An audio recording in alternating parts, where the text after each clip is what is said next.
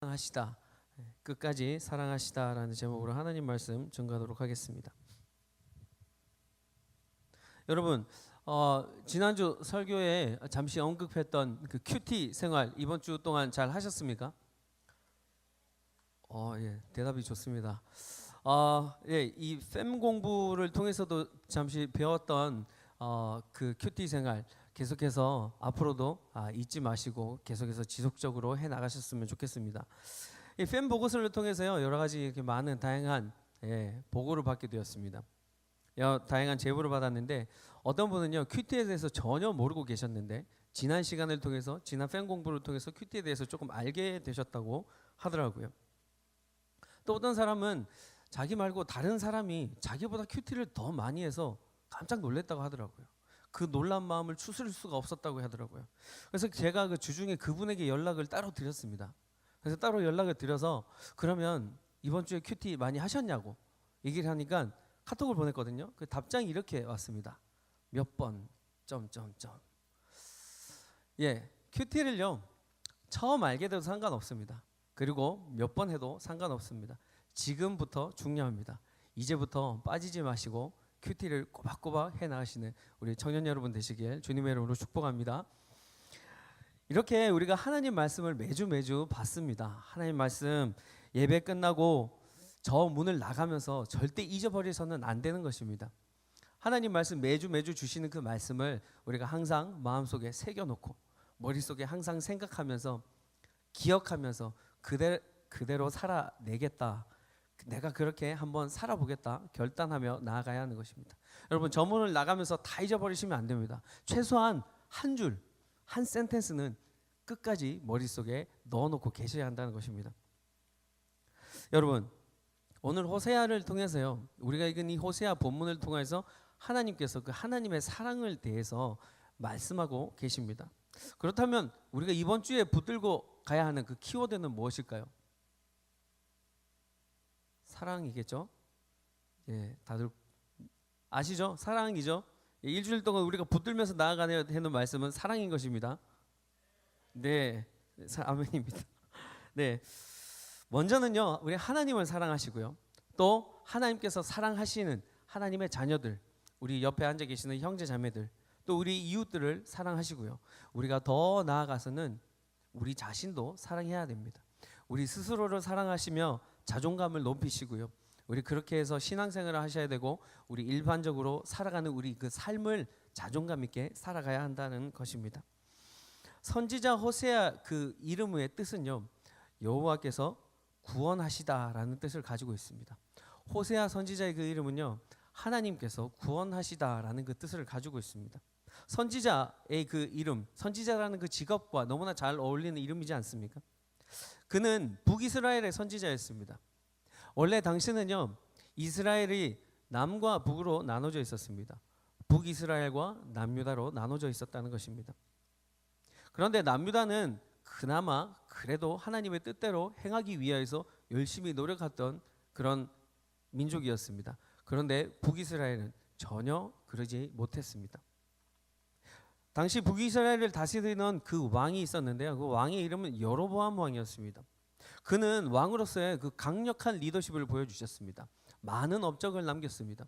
그가 업적을 남긴 것 중에서 가장 대표적인 것이 다윗 왕 때 누렸던 그 부귀와 영화를, 그 영토를 다시 그 여로보암 왕 때에 다시 되찾았던 것이었습니다.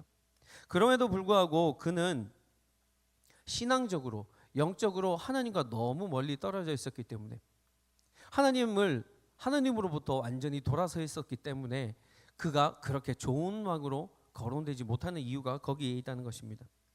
열왕기상 12장 28절에서 30절 말씀을 우리 함께 읽어보겠습니다. 이에 계획하고 두 금송아지를 만들고 무리에게 말하기를, 너희가 다시는 예루살렘에 올라갈 것이 없도다. 이스라엘아, 이는 너희를 애굽 땅에서 인도하여 올린 너희의 신들이라 하고, 하나는 베델에 두고 하나는 단에 둔지라. 이 일이 죄가 되었으니 이는 백성들이 단까지 가서 그 하나에게 경배함이더라. 여로보암이요, 저렇게 금송아지 두 마리를 우상으로 섬겼습니다. 그리고 백성들에게 그 금송아지 두 마리를 하나님 대신 섬기고 절하고 거기에다가 예배드리라고 했던 그런 범죄가 가득한 악한 왕이었던 것입니다. 여러분, 저기에서도 나왔지만 베델이라는 곳은 어떤 곳입니까? 베델은 하나님의 집이라는 뜻입니다. 베델은요, 아브라함이 처음으로 하나님 아버지 앞에 예배드렸던 곳입니다. 제단을 쌓았던 곳입니다. 그리고 그 후에 야곱이요, 그 손자가 되는 야곱이 다른 나라로 도망갔다가 다시 돌아오는 길에 그곳에서 다른 나라에서 자기도 모르게 섬겼던, 자기도 모르게 가지고 들어왔던 우상들을 그곳에 버려버렸던 곳, 그곳이 바로 베델이라는 곳입니다. 하나님께 예배드리는 곳, 하나님의 그 임재를 상징하는 그곳, 하나님과의 그 약속의 장소, 그곳에 여로보암 왕은 다시 우상을 세웠다라는 것입니다. 그런 의미가 깊은 장소, 그곳에 다시 우상을 세워버린, 금송아지를 세워버린 그 여로보암 왕은 신앙적으로 완전히 무너져버린 왕이라는 것입니다. 여러분, 우리의 삶의 순간에도 어느덧 그런 금송아지 두 마리가 세워져 있지는 않습니까? 그런 금송아지 두 마리가 자리 잡고 있지는 않습니까? 예전에는 하나님 은혜 받았을 때는, 하나님의 사랑을 체험했을 때는, 이제는 내가 하나님만 섬기겠다고, 하나님만 경배하겠다고, 하나님의 그 한없는 사랑에 감사하면서 나도 하나님만 사랑하겠다고 다짐했던 때가 여러분 있으시지 않습니까? 그런데 시간이 지나고 시간이 흘러서 내 마음에도 어느덧 내가 주인 되고 싶은 그런 내 마음에 그런 주인 되고 싶은 마음들 때문에 금송아지 두 마리가, 하나님이 계셔야 하는 그 제단에 금송아지 두 마리가 서 있지 않느냐는 것입니다. 나도 모르게 그 금송아지 두 마리에게, 그 우상에게 절을 하고 있지는 않느냐라는 것입니다. 우리는 우리의 상태를, 우리의 마음을, 우리의 영적인 상태를 점검해 보아야 한다는 것입니다. 현우야, 나는 너를 제일 사랑하는데 너는 누구를 가장 사랑하니? 라는 그런 음성이 여러분들 그 마음에서, 이 귓가에서 울려 퍼지고 있지 않습니까? 우리는 그런 모든 우상들을 내려놓고요, 하나님께로 돌아가야 합니다. 하나님을 사랑하는 그 마음을 회복하셔야 한다는 것입니다. 북이스라엘 민족들은 이처럼 하나님께로부터 완전히 돌아섰습니다. 여로보암 왕이 송아지 우상을 만들었기 때문만은 아니었을 것입니다. 그들 삶의 각자의 개개인 그 삶에서도요, 하나님을 되돌아섰을 것입니다. 각자가 하나님을 멀리하였을 것입니다. 하나님을 택하면 많은 제약이 따랐기 때문입니다. 율법, 하나님의 말씀, 왜 이렇게 하지 말라는 말은 많은지, 그것은 하지 말고 이렇게 해야지 하나님께서 기뻐하실 것, 하나님께서 즐거워하실 것이다 라고 얘기하는 것은 왜 그렇게 많은지, 왜 그렇게 많은 제약들이 있는지요. 그런데 우상을 섬기니까 그렇게 누군가 제약하는 사람이 없습니다. 그냥 나의 소견이 좋은 대로 하면 됩니다. 그냥 내가 하고 싶은 대로 하면 된다라는 것입니다. 하나님을 믿는 신앙은 지켜야 하는 것이 많고 번거롭습니다. 그러나 우상들을 섬기면 내가 하고 싶은 대로, 내가 원하는 대로 내가 편하게 살 수 있다라는 것입니다. 사람들은 누구나 어렵고 힘든 것보다는 내가 편한 거, 내가 하기 쉬운 것을 택하는 그런 성향이 있지 않습니까? 하나님께서는 자신들의 백성들이 그렇게 하나님 자신만을 사랑하지 아니하고 우상을 섬기고 우상을 사랑하는 그 모습을 보고 마음이 아프셨습니다. 오늘 우리의 그런 모습으로 인하여서 내 안에도 나도 모르는 사이에 들어와 있는 그 우상으로 인하여서 하나님께서 지금도 이 순간도 슬퍼하신다는 것입니다. 그런 북이스라엘 민족들을 더 이상 놔두고 보실 수가 없어서 하나님께서는 이제는 그들을 심판하겠다고, 그들을 징계하시겠다고 결단하셨습니다. 그동안 수많은 성경 역사를 통하여서 우리가 배웠지 않습니까? 룻기를 통하여서, 사사기를 통하여서 하나님께서 범죄한 이스라엘 백성들에게 징계하시고 심판하시고 그들이 다시 그들의 잘못을 뉘우치고 다시 하나님 아버지 앞에 회개하고, 이러한 모든 악순환들이 계속해서 무한 반복되지 않았었습니까?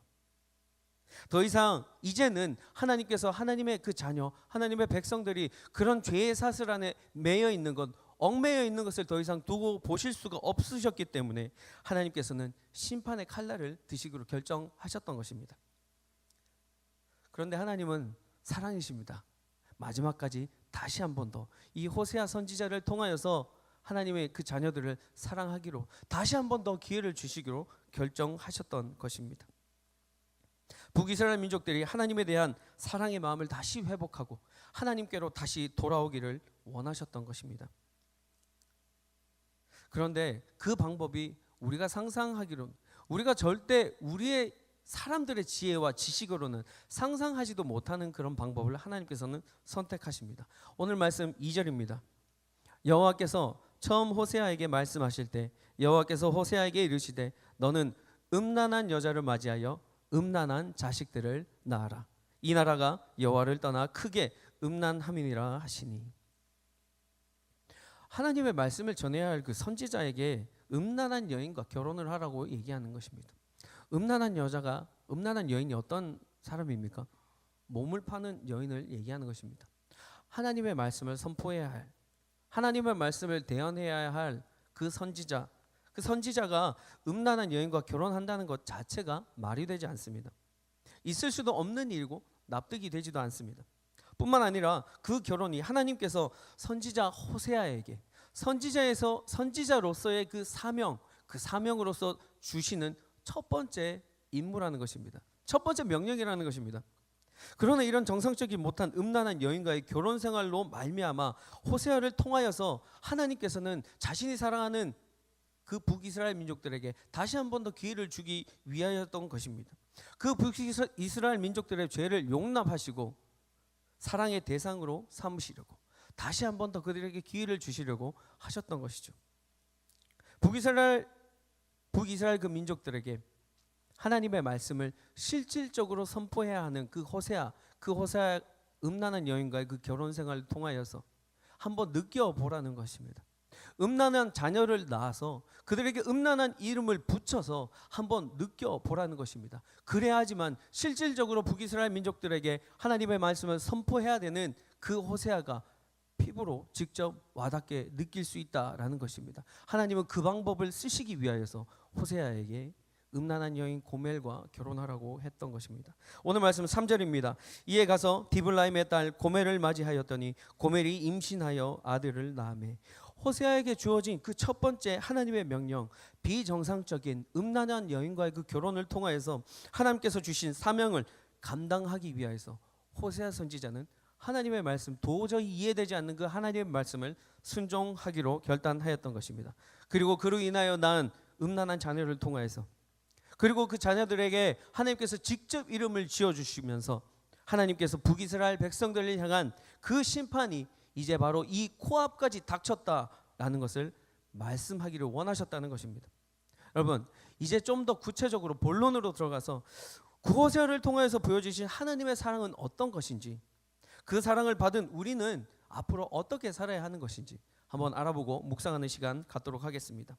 첫 번째는요, 하나님의 사랑, 하나님께서는요 무작정 사랑만 주시지 않는다는 것입니다. 하나님께서는 무작정 사랑만 주시지는 않는다는 것입니다. 하나님은 사랑의 하나님이십니다.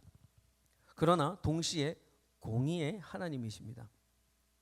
거짓이 있을 수가 없다라는 것이죠. 정직한 하나님이라는 것입니다. 여러분, 청춘 남녀가요 사랑을 하게 되면 어떻게 됩니까? 연애를 하면 어떻게 되죠? 매일매일 같이 있고 싶어집니다. 그렇지 않습니까? 아니신가요?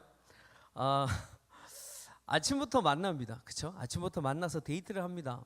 밤까지, 저녁이 되어서까지 데이트를 하고요. 남자가 여자의 집까지 바래다 줍니다. 집 앞에 도착해서 나긋나긋한 목소리로 그렇게 얘기하죠. 먼저 들어가. 그러면 여자가 남자에게 나 갈게 그러고 들어갑니까? 그러지 않죠. 어떻게 얘기하죠? 아니야, 오빠 먼저 가. 오빠 가는 거 보고 들어갈게. 이렇게 얘기하지 않습니까? 지금 되게 막 이렇게 즐거워하시는 분들 계시는데 표정이 별로 안 좋으신 분들도 계시네요. 그렇게 몇 번의 그 알콩달콩한 대화가 오가고요. 그러고 나서 결국에는 다시 이 여자와 남자가 버스 정류장까지 다시 걸어가게 됩니다. 이 뭐 하는 것입니까? 왜 이렇게 하는 것이죠? 계속해서 같이 있고 싶기 때문이 아닙니까? 버스 정류장까지 갑니다. 그래서 버스를 기다리는데 버스가 좀처럼 오지 않죠. 아니 와도 그냥 보내지 않습니까? 그러고서 나 좀 있으면 버스 오면 타고 갈 테니까 어서 먼저 들어가. 아니야, 오빠 가는 거 보고 갈게 라고 얘기하지 않습니까? 그러다가 다시 또 그들은 버스 정류장에서 일어서서 여자와 남자가 다시 여자 집으로 가게 됩니다. 도대체 뭐 하는 겁니까? 왜 이러는 것이죠? 밤길 혼자 가는 것이 위험하기 때문에 다시 여자를 집까지 안전하게 바래다 주는 것 아닌가요? 왜 이렇게 하는 것입니까? 그저 그들이 단지 같이 있고 싶기 때문에 그러는 것일까요? 그런 이유도 있을 수도 있습니다. 그러나 그들은 사랑하기 때문입니다. 사랑하기 때문에 같이 있고 싶은 것입니다. 사랑하기 때문에 많은 시간을 같이 함께 나누고 싶은 것이죠. 사랑하면 이렇게 같이 있고 싶을 뿐만 아니라요, 사랑하는 사람 대신 아파주고 싶습니다. 그 사람이 아프면 내가 대신 아파주고 싶다고요. 며칠 전에 제 딸이 조회가 열이 104도까지 올라갔었습니다. 재채기를 하니까 콧물이 막 턱까지 내려오더라고요. 그 작은 큐에서 어떻게 그렇게 많은 콧물이 흐르는지는 모르겠는데, 그게 콧물인지 뭔지도 모르는 듯 조회는 그 콧물을 이렇게 막 먹고 있더라고요. 먹지 마, 지지야라고 얘기해서 막 닦아주고 그랬습니다. 열이 많이 올라가니까 밤에 더 아픈 것 같더라고요. 그래서 새벽에 일어나서 칭얼칭얼 대면서 울면서 지금까지 한평생 살아오면서 이 기나긴 16개월이라는 시간을 살아오면서 이렇게 아픈 것은 처음이었겠죠. 이런 아픔을, 이런 고통을 느껴보는 것이 아마 처음이었겠죠. 그래서 본인도 어떻게 할 줄 몰라서 계속 칭얼대면서 울면서 엄마 품만 찾았습니다. 그렇게 자꾸 그 모습을 보는데 제 마음이 굉장히 아프더라고요. 그때 이런 생각을 하게 되었습니다. 내가 대신, 저 아이 대신 아파줄 수 있으면 정말 그렇게라도 하겠다. 내가 대신 아파서 저 아이가 나을 수만 있다면 내가 그렇게라도 하겠다라는 생각이 들었습니다. 근데 여러분, 여기에서 끝이 아니었습니다. 갑자기 엄마 생각이 나더라고요. 엄마도 날 예전에 키우셨을 때 이렇게 키우셨겠구나, 그런 생각이 들더라고요. 그래서 그 다음날 아침이 되어서 감동에 찬 목소리로 엄마께 전화를 했습니다. 전화를 드려서 엄마한테 이렇게 말씀드렸습니다. 간밤에 조회가 감기 걸려서 열 때문에 잠을 못 자서 간호하느라고 제가 좀 잠을 설쳤습니다. 그랬더니 어머니가 이렇게 말씀하시더라고요. 아이고 그래 괜찮나, 그렇게 말씀하시더라고요. 저희 어머니 경상도 분이시거든요. 그래서 제가 저는 괜찮아요 그랬더니만 저 어머니가 저한테 뭐라는지 아십니까? 니 말고 조회,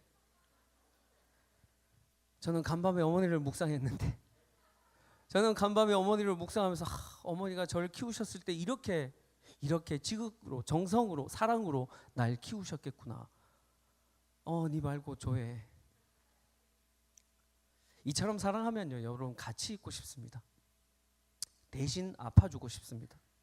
그리고 서로 닮아가기를 원합니다.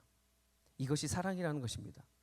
하나님께서는 자신이 그렇게 사랑하는 그 이스라엘 백성들이 자기 자신만 바라보기를 원하셨던 것입니다. 그리고 그들과 함께 지내는 것을 원하셨던 것입니다. 또한 그 이스라엘 백성들이 모든 우상을 버려버리고 이제는 그 거룩하신 하나님을 닮아 그들도 거룩한 백성으로 살아가기를 원하셨던 것입니다. 그러나 그의 백성들은 하나님이 원하시는 길이 아닌 오히려 그 정반대로 걸어가고 있었습니다. 기다리면 기다릴수록 더 멀어지는 것이었습니다. 아무리 기다려도 다시 하나님께로는 돌아오지 않았습니다. 자꾸만 멀어져 가는 그 자신이 사랑하는 그 이스라엘 민족들, 그 민족들을 다시 돌이키기 위하여서 하나님께서는 이 호세아 선지자를 통하여서 말씀하기를 원하셨던 것입니다. 아무리 예쁘고 사랑하는 자녀라도요, 삐뚤게 크는 것을, 올바르게 크지 않는 것을 그냥 그대로 보고 잘했다 칭찬하는 부모는 없습니다. 남의 물건을 도둑질해온 그 자녀를 보고 잘했다 칭찬해주는 부모는 없을 것이라는 것입니다. 예전에도 한번 말씀드렸지만 제가 초등학교 다닐 때 아버지께 거짓말해서 숙제 안 했는데 숙제했다고 거짓말하다가 맞다가 잠들었다고 말씀드렸던 기억이 있으십니까? 거의 대부분의 사람이 그렇습니다. 거짓말 같은 것은, 그 나쁜 것은요, 일부러 가르쳐주지 않아도 사람들은 자연스럽게 하게 됩니다. 그게 바로 사람의 본성입니다. 습성인 것입니다. 저도 제가 아버지께 방학 숙제 안 했는데 했다고 거짓말 하기 전에 누군가에서 거짓말을 배웠기 때문에 한 것 아닙니다. 위기가 닥치니까요. 그 위기 상황에 접하니까 내가 그 위기 상황을 어떻게든 넘어가려고 아버지께 거짓말을 자연스럽게 내뱉었던 것입니다. 가르쳐 주지 않아도 거짓말을 한다는 것이죠. 그런데 그 상황에서요, 사랑하는 그 자녀를 사랑한다면, 부모가 그 자녀를 정말 진심으로 사랑한다면 반드시 훈육해야 되는 것입니다. 바른 것이 무엇인지 가르쳐 줘야 한다는 것이죠. 하나님께서도 동일한 마음이라는 것입니다. 그것이 나쁜 것이다, 우상을 숭배하는 것, 나를 사랑하지 아니하고 나에게로부터 멀어지는 것, 그것은 잘못된 것이다 라고 하나님께서도 그 사랑하는 백성들에게 얘기하고 싶었던 것입니다. 가르쳐 주기를 원하셨던 것이죠. 하나님께서는 이처럼 이 이스라엘 백성들을요 너무나도 사랑하셨습니다. 그렇기 때문에 더욱더 그들의 잘못을 그저 놔두실 수 없었다는 것입니다. 호세아가 음란한 여인 고멜을 맞이하여서 아들을 낳습니다. 그 이름을 하나님께서 친히 이스르엘이라고 지어주십니다. 그런데 그 뜻이요, 하나님께서 흩으시다라는 뜻을 가지고 있습니다. 마치 바벨론 탑을 사람들이 쌓았을 때 하나님께서 그 모든 사람들을 각 지방으로 흩으셨던 것처럼 그 이스라엘이라는 그 이름의 뜻이 흩으시다라는 뜻이 된다라는 것입니다. 여러분, 이스라엘이라는 이 단어와 비슷한 단어 혹시 생각나는 거 없습니까? 굉장히 비슷합니다. 이스라엘 생각나지 않으십니까? 이스라엘의 뜻은요, 축복의 말입니다. 하나님과 더불어 하나님과 함께 승리하다라는 뜻을 가지고 있습니다. 이스라엘이 축복의 의미라면요, 이스라엘은 저주의 말인 것입니다. 원래 이스라엘 백성, 그 축복의 백성들이 이제는 돌이킬 수 없는 그 저주의 이름 이스라엘, 이제는 저주의 백성이 된다라는 것을 의미하고 있다는 것입니다.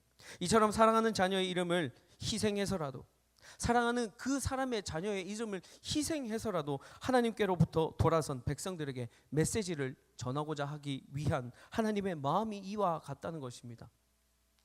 부모들이 자녀가 태어나기 전에 이것저것 많은 준비를 하게 됩니다. 침대도 준비하고요, 베넷 저고리도 준비합니다. 차에 실어야 하는 카시트 등 여러 가지 많은 것들을 꼼꼼히 준비하게 됩니다. 그런데 그 중에 빠질 수 없는 것이요, 태어날 자녀의 이름을 짓는 것, 이름을 준비하는 것, 그것도 아주 큰 중요한, 반드시 준비해야 할 것입니다. 저희도 이름에 대해서 많이 고민을 했었습니다. 그런데 정말 의미 있는 이름을 참 지어주고 싶더라고요. 그래서 많은 이름들을 고민하고 어떻게 하면 좀 신앙적인 이름을 지어줄 수 있을까, 그래서 고민하였습니다. 그런데 하루는요, 아내가 저에게 이런 얘기를 하는 거예요. 조에라고 하면 어떻겠냐고, G-O-E 해서 조이라고 하면 어떻겠냐고 얘기를 하더라고요. 그래서 예전에 아내가 팸 리더였을 때 구목사님과 그 리더 미팅을 하면서 배웠던 그 단어 중에 하나라고 하는 것이었습니다. 제가 신학교에서 헬라어 수업을 들으니까 헬라어 그 사전을 찾아봤죠. 그래서 조에라는 이름이 가지고 있는 의미를 찾았습니다. 예수님께서 주시는 eternal life, 영생, 그 생명을 의미하는 것이더라고요. 근데 너무 와닿았습니다. 그래서 그 이름을 우리 조의 이름으로 선택하게 되었던 것이죠. 여러분, 이렇듯 이름이 가지고 있는 의미는요, 굉장히 아름답고 귀한 것입니다. 그런데 생각해 보십시오.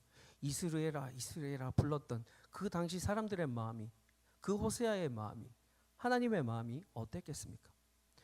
하나님이 흩으신 녀석아 라고 부르는 그 부모의 마음이 어땠겠냐 말입니다. 자녀의 이름이라면 예쁜 이름 지어주고 싶지 않겠습니까? 그런데 그것까지 포기하시면서도 하나님께서는 그 백성들을 돌이키기 원하셨던 것입니다.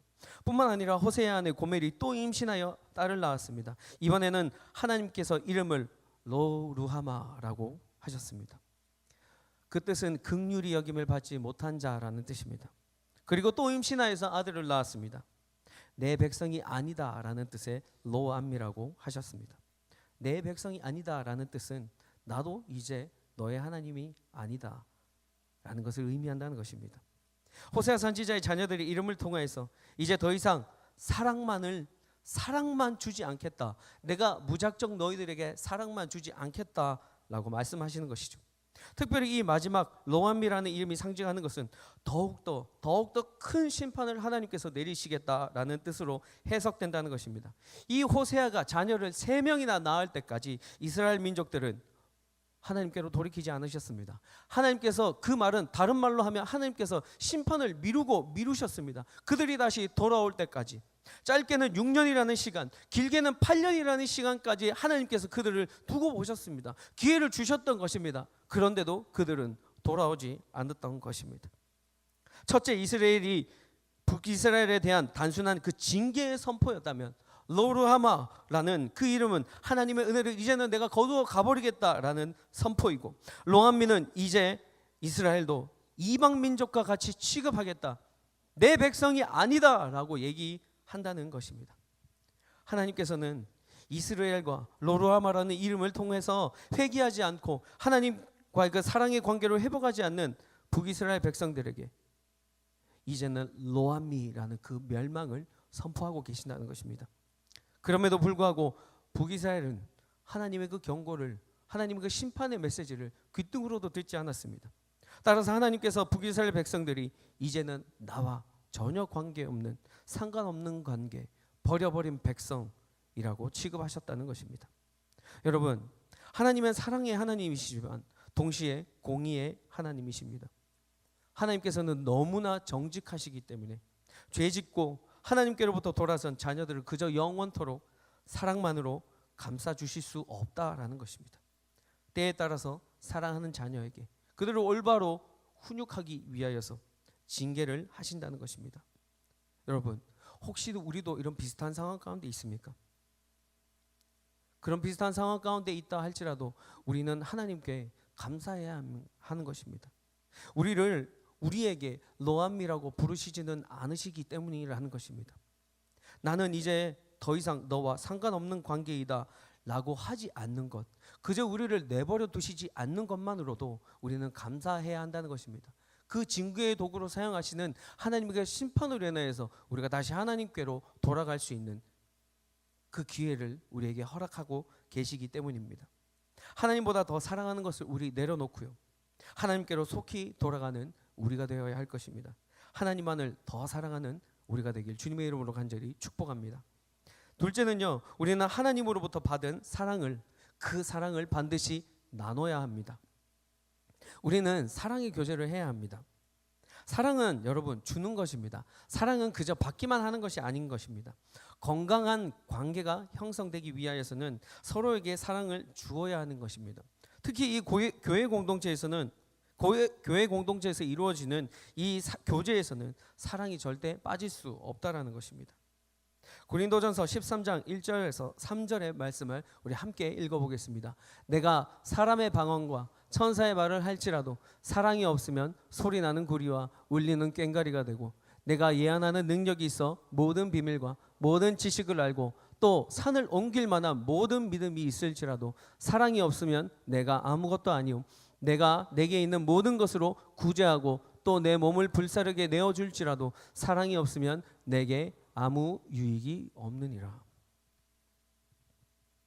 천사의 말을 할지라도 사랑이 없으면 아무것도 아니라는 것입니다. 예언하는 능력이 있고 모든 하나님의 그 놀라운 비밀을, 그 말씀에 대한 이해가 있어도, 지혜가 있고 지식이 있어도, 계시의 영이 부어진다 하더라도 사랑이 없으면 아무것도 아니라는 것입니다. 내가 다른 사람을 사랑하고 구제하기 위해서 내 몸을, 내 돈을, 내가 가지고 있는 물질을 헌신적으로 내어준다 할지라도 사랑이 없으면 아무것도 아니라는 것입니다. 그리고 이 고린도전서 사랑장 이어서 이렇게 시작됩니다. 사랑은 오래 참고 사랑은 온유하며 라고 나온다는 것이죠. 그리고 고린도전서 13장 맨 마지막에 이렇게 나와 있습니다. 함께 읽어보겠습니다. 그런즉 믿음, 소망, 사랑, 이 세 가지는 항상 있을 것인데 그 중에 제일은 사랑이라. 믿음도 중요합니다. 소망도 중요합니다. 그래도 그 중에 제일은 사랑이라는 것입니다. 믿음이 없을 수가 없습니다. 소망이 없을 수가 없습니다. 사랑도 있습니다. 그러나 그 세 가지 중에서 가장 중요한 것은 사랑이라는 것입니다.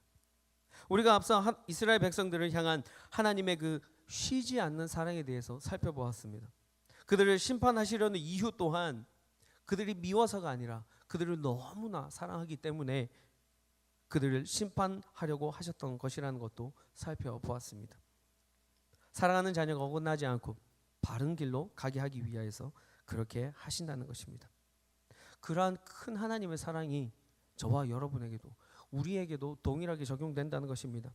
지금 이 순간에도 그 하나님의 사랑은 이미 주어진 바 된다는 것입니다. 나는 요즘 하나님의 사랑을 못 느끼겠어. 하나님의 사랑이 도대체 어디에 있는지 나는 잘 모르겠어 라고 불평하는 그 순간에도 하나님의 사랑은 이곳에서, 하나님의 사랑은 저곳에서, 이 모든 곳곳에서, 그리고 여기 내 마음 안에서 하나님의 사랑은 이루어진다라는 것입니다. 그 사랑은요, 하나님의 사랑은 어디에나 있다라는 것입니다. 내가 둔하여서, 내가 연약하여서 그 사랑을 느끼지 못할 뿐입니다. 내가 연약하여서, 내가 부족하여서 그 사랑을 찾아내지 못할 뿐이라는 것입니다. 사랑은 단 한 번도, 하나님의 그 사랑은 단 한 번도 쉬신 바 된 적이 없습니다. 태초부터 지금까지 하나님의 그 사랑은 한 번도 끊어진 바 된 적이 없다라는 것입니다. 내가 하나님보다 다른 것을 더 사랑해서 하나님의 사랑을 못 느낄 뿐이지, 하나님의 우리를 향한 그 사랑은, 그 일방적인 사랑은 언제나 해와 같이 밝게 빛나고 있다라는 것입니다. 여러분, 우리에게 그 사랑이 있습니까? 성경책 제일 뒤에 보시면 뭐가 있습니까? 십계명이 있죠. 성경책 제일 뒷장에 보면 십계명이 있습니다. 혹시 그 중에 제1계명 아십니까? 제1계명 정도는 우리가 외우고 있어야 되는 것 아닙니까? 출애굽기 20장 3절입니다. 너는 나 외에는 다른 신들을 내게 두지 말라. 원문의 해석은요, 저거와는 조금 다릅니다. 원문은 이렇게 해석됩니다. 나는 너의 얼굴과 나의 얼굴 사이에 아무것도 두지 말라라고 해석이 됩니다. 얼굴과 얼굴 사이에 무엇인가가 있으면 그 상대방의 얼굴이 보이지 않게 되죠. 제 얼굴이 보이십니까? 하나님께서 우리를 향한 이 마음이요, 바로 이런 것이라고요. 너하고 나 사이에 아무것도 두지 말자라는 것입니다. 네 얼굴과 내 얼굴 사이에 아무것도 두지 말자라는 것입니다. 나는 오직 너만 바라보고 싶다. 내 사랑하는 내 아들아, 내 딸아, 나는 너만 보고 싶다 라고 얘기한다는 것입니다. 그 사랑이 이미 우리에게 임했습니다. 하나님의 사랑이 본질적 진노의 자녀였던 우리에게 임했기 때문에 우리는 비로소 하나님의 그 사랑하는, 하나님께서 사랑하시는 하나님의 사랑을 받은 바 된 하나님의 자녀가 된다는 것입니다. 그런 사랑을 받고 온전히 우리도 누리는 우리가 어떻게 다른 사람을 미워할 수 있겠습니까? 다른 사람을 어떻게 사랑하지 않고 그 사람을 정죄할 수 있겠습니까? 서로 더 사랑하고 더 아껴줘야 되지 않겠습니까? 우리 모두는요, 하나님 아버지의 사랑을 받은 자녀입니다. 그래서 우리는 하나님을 아버지로 한 그리스도 예수 안에서 한 가족, 한 형제 자매라는 것입니다. 우리는 한 가족입니다. 가족은 그 어떤 법적인 조치로도, 아니 그 이상의 것들로도 가족은 절대 나눌 수가 없습니다. 그래서 가족은 서로 사랑한다는 것입니다. 내 형이 아무리 믿고 내 언니가 아무리 미워도 그 언니가 내 언니 될 수밖에 없는 것이죠. 내가 형이 될 수밖에 없는 것이죠. 그 형이 내가 소중하게 생각하는 것 가져가서 자기가 써버린다고 할지라도 그 형이 내 형인 것입니다. 우리 YDC 소그룹 이름이요, 패밀리를 줄인 패미라고 하는 것입니다. 그래서 우리는 서로를 사랑해야 하는 가족이라는 것이죠. 가족은 내가 싫다고 해서 바꿀 수 있는 것 아닙니다. 내 아들과 내 딸이 잘나 보여도 내 아들이고 내 딸이고요. 그들이 다른 부모의 자녀들보다 조금 못나 보여도 내 사랑하는 내 아들과 내 딸이라는 것입니다. 우리 아버지가 다른 사람보다 월급을 좀 적게 받아온다고 하더라도 그 아버지가 내 아버지라는 것입니다.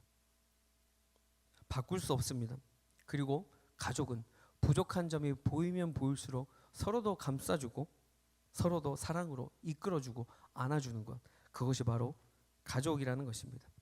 혹시 우리 공동체 안에서 나와 조금 다른 생각을 가진 사람이 있습니까? 그런 사람이 있다 하더라도 우리는 사랑으로 그들을 인정해 줘야 합니다. 우리에게 넓은 무슨 아량이 있어서, 우리에게 넓은 바다와 같은 마음이 있어서 그들을 받아주고 이해해 줄 수 있습니까? 그것이 아니라는 것입니다. 하나님께로부터 받은 그 사랑으로, 사랑의 이름으로 우리도 그들을 사랑해주고 인정해주자는 것입니다. 나 자신도 사랑받을 자격이 없는 사람이었지만 하나님의 그 긍휼하심을 통하여서 사랑받은 존재이지 않습니까? 내가 남을 비판하는 그 비판으로 나도 하나님께로 판단받지 말고, 비판받지 말고, 정죄함 받지 말고 나도 사랑으로 더 이해해주자는 것입니다. 그렇지만 그 기준, 다른 사람을 사랑해 줄 수 있는 그 기준이 우리는 다른 것이 아니라 하나님의 말씀, 성경이 되어야 한다는 것입니다. 그것에 의심할 여지가 없다라는 것이죠. 마태복음 22장 39절입니다. 함께 읽겠습니다. 둘째도 그와 같으니 내 이웃을 내 자신과 같이 사랑하라. 둘째가 있었으니까 첫째도 있었겠죠. 첫째는 무엇입니까? 하나님을 사랑하는 것입니다. 하나님을 사랑하는 것처럼 둘째도 똑같다. 이웃을 사랑하는 것도 네 자신을 사랑하는 것처럼, 널 사랑하는 것처럼 이웃을 사랑하라라는 것입니다. 하나님을 사랑하는 것처럼 이웃을 사랑하라라는 것입니다.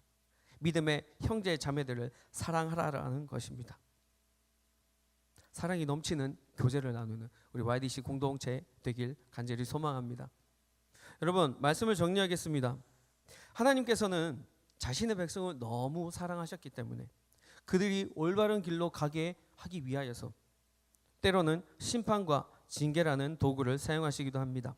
심판과 징계라는 그 어감이요, 그 단어가 긍정적이지 않고 부정적으로 보이지만 하나님께서는 그 또한 자신의 사랑을 표현하는 그 도구로 사용하셨다는 것입니다.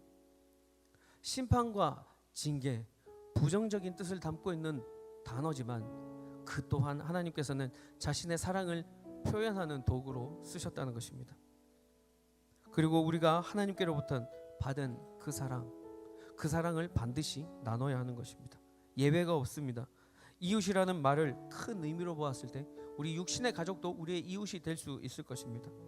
교회 공동체 안에 있는 우리 믿음의 형제 자매들, 그분들도 우리의 이웃이 될 수 있을 것입니다.